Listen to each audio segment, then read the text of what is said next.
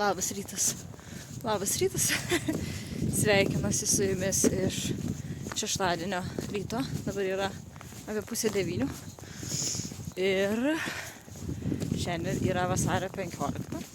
Ta diena, kai mes su Baltija kartu važiuosim į Sartų šventę pasirodyti. Tai daug darbo, nemažai pasiruošimo reikia dar, bet aš kaip ir viską susikroviau, biškelį vėliau parodysiu, ką kroviausi. Ir dabar einu pasimti Baltijos ir parvesiu titnagą. Oi. Tai dabar einu parsivest Baltijos ir parvesiu titnagą irgi tuo pačiu į Gardą, kad kol būsim išvažiavę, jisai per daug nesijaudintų ir pabus Gardė. Nieko tokio. Tai einu, ranko šalo, bet judam. Tai va, Baltiją sutvarkiau, iššukavau visą jau. Titnius lieka, ten dar irgi gyventojai irgi visi lieka šiandien. Šiandien visi lieka namie, kad titnį draugiją palaikyti. Taip? Čia. Su tavim dar anksti, tau dar reikia mokytis į pasirodymus. Bet išmoksi ir su tavim važinėsi. Titnaga irgi kažkada ateityje.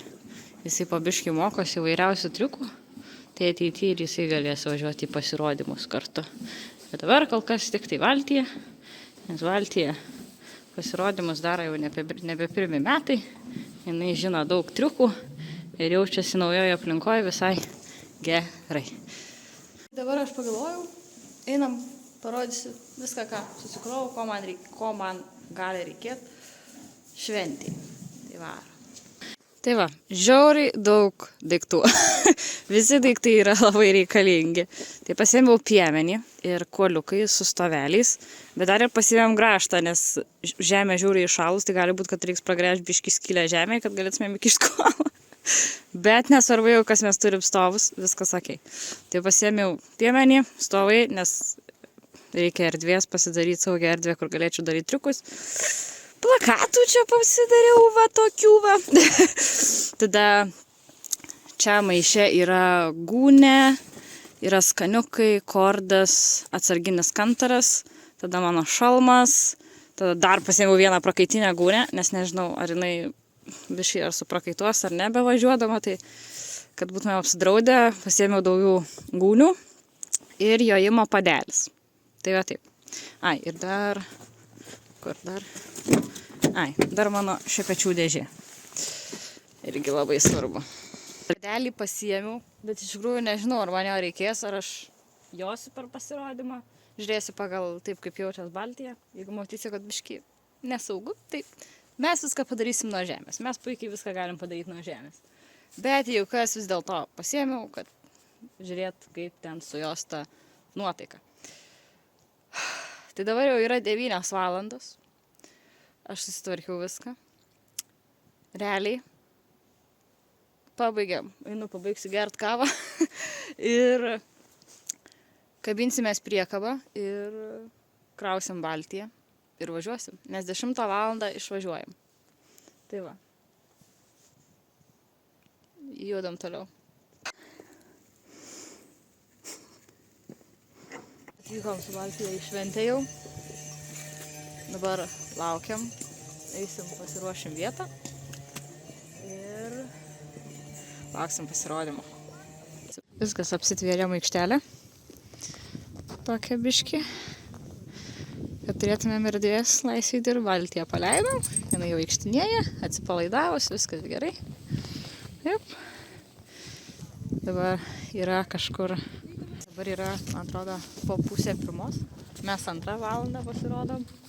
Ir tada dar apie 3 kažkur, prieš 3 dar. Tai... Jo, tai dabar tiesiog čilinam, ilsimės ir laukiam, kada galėsim pasirodyti.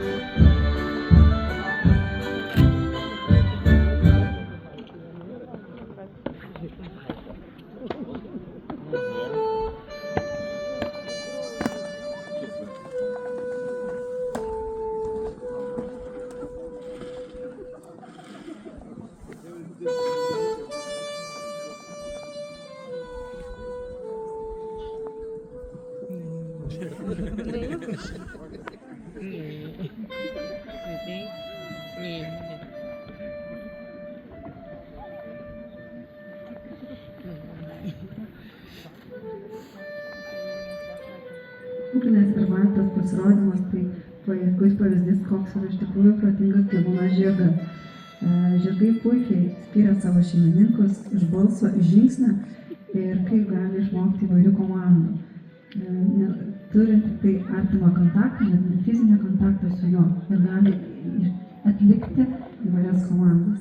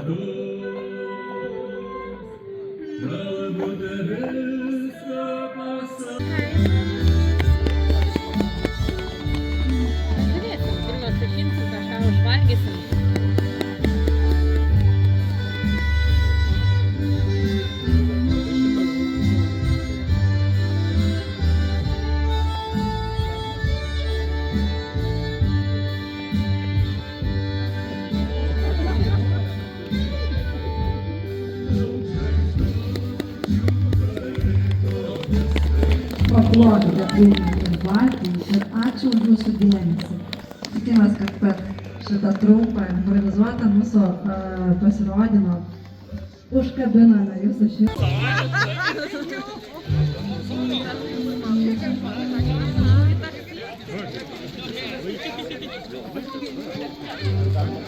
Ir baigėsi mūsų pabuvimas ir pasirodymas Sartų šventėj. Galėjom geriau, bet Baltija tikrai stengiasi iš visos širdies. Reikia dar dažniau dalyvauti šventėse ir jinai bus labiau apsipratus. Tai ačiū, kad buvot. Mes kraunam Baltiją į priekabą ir važiuojam namo. Gerai, iki.